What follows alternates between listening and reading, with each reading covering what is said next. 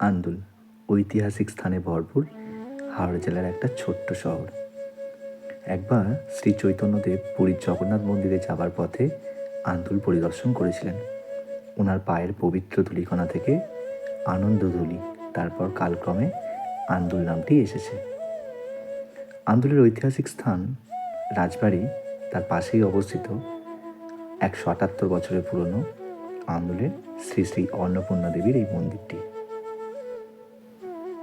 দেবী অন্নপূর্ণা এবং শিবমূর্তির সামনেই রয়েছে বিভিন্ন আকারের শালগ্রাম শিলা এবং ছোট থেকে বড় বিভিন্ন ধরনের শিবলিঙ্গ।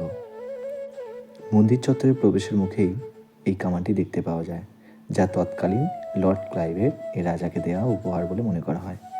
পূর্বে দুর্গাপুজোর সময় কামান ব্যবহার করেই দুর্গাপুজো শুরু হতো। শোনা যায় রাজা রাজনারায়ণ রায়ের মা দেবী অন্নপূর্ণার ভীষণ বড় ভক্ত ছিলেন, তাই তিনি প্রায়শই বারাণসীর অন্নপূর্ণার মন্দিরে যেতেন।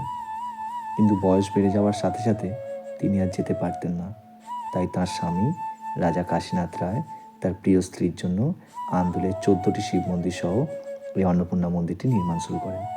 কিন্তু নির্মাণের মাঝেই কাশীনাথের হঠাৎ মৃত্যু হয়।